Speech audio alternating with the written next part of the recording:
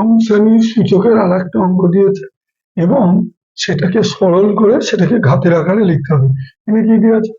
2^8 গুণ x⁻7 by 4^3 গুণিতক x⁻3।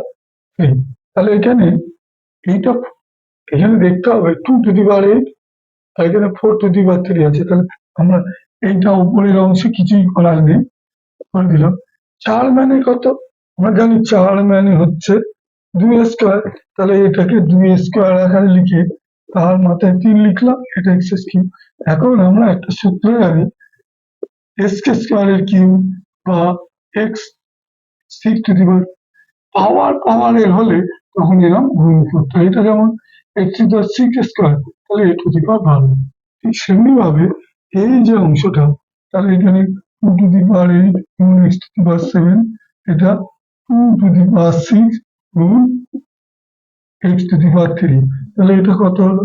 এবার এই ভাগের সময় এই পাওয়ারটা কি হবে? ভাগের সময় এই পাওয়ারটা কি হলো? 2^8 বাই 2^6। তাহলে বেশ এক, পাওয়ারটা কত হচ্ছে? তাহলে 8 থেকে 6 বিয়োগ করলে হয় 2 গুণ এখানে x আছে, এখানে x আছে, বেশটা এক, পাওয়ার 7 থেকে 3 বিয়োগ করলাম, তাহলে x⁻4।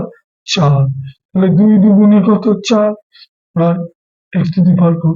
এখানেই অঙ্কটা শেষ হয়ে যাওয়ার কথা, কিন্তু এই অঙ্কটা এখানে ঘাতের আকারে দেখাতে বলেছে। অর্থাৎ 4কে যদি আমরা ভাঙি 2 আর 2x² হোল স্কোয়ার, এটাকে যদি এইটাকে ভাঙি তাহলে এরকম বেরোবে।